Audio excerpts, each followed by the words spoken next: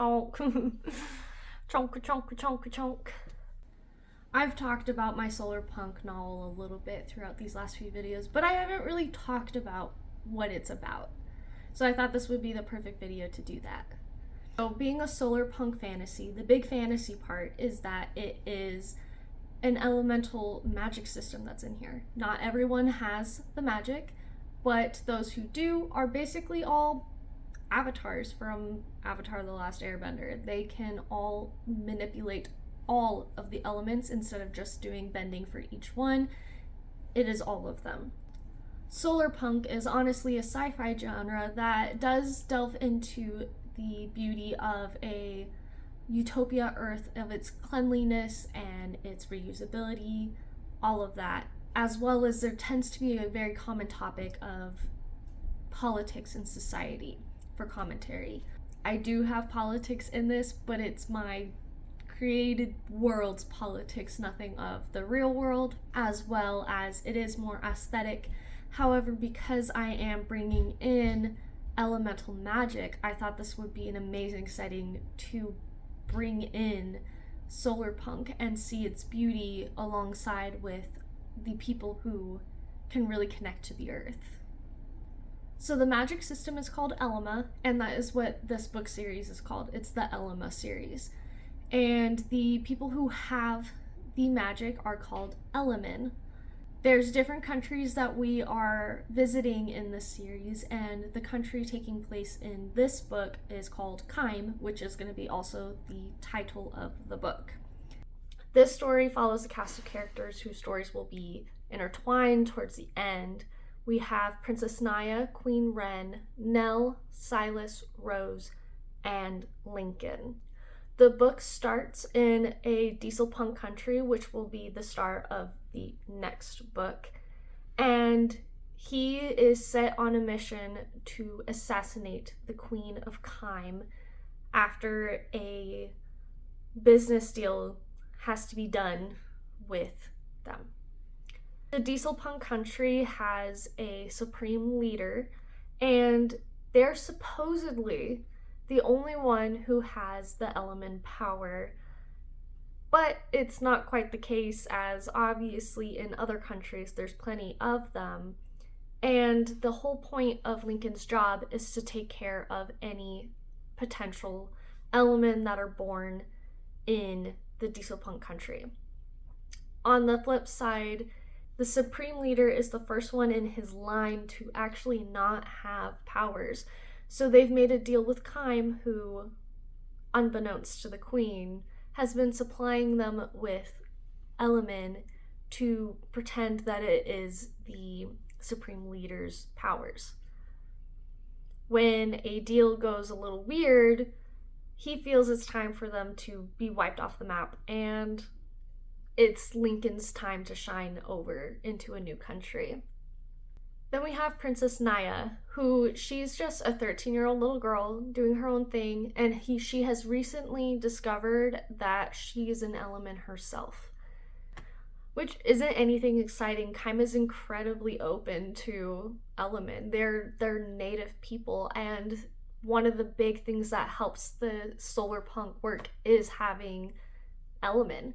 So it's not a big deal. However, due to her mom saying some weird things, she's not supposed to show off her powers really anymore. And with the help of some other people in an odd predicament, it comes with, oh my god, that looks so bad. It's been like that this entire time. Ew. When Naya finds herself in a predicament, it is Lincoln who's going to be around for her, and she's going to lead him into a different direction than he would suppose, for the safety of her mother and also for the curious nature that Naya has. Nell is Naya's guardian. He has been with her since she was teeny tiny, and he has become a father figure. When searching for Naya, he has his own story of trying to redeem himself and feel better for the mistake that he had made, and trying to make it up for everyone around him and to himself, while also in a way punishing himself. Queen Ren has a different form of her story. She is taking care of what is happening in Kyme as she finds out what is going on between Kyme and the diesel punk country. Can you tell that I haven't figured out a name for it yet? As she is not part of the deal that was made between Kyme and for their Elema program or market, black market, what have you. So she's on the hunt for figuring out what is the deal with this black market, and on top of where did her daughter go. Rose and Silas are in a different part of Kyme, separate from the kingdom, and they're part of a community that has tried separating themselves from the monarchy that is of Kyme and all the leaders underneath. They want to be their own separate state, essentially.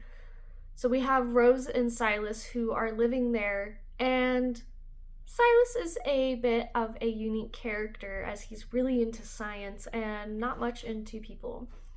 But he's given an assignment from a secret person who is looking to see if there's a possibility to make artificial Elema, whether it's humans who want to become Elema and willing to make the sacrifice, or if it's a robot doing the work that an Elema would do.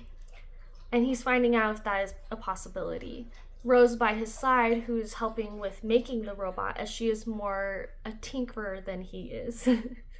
Through these different stories, all of them are linked in their own ways, and none of them know it yet, obviously, until the end. And I also have a fun little thing that I will be bringing into every story from the first one.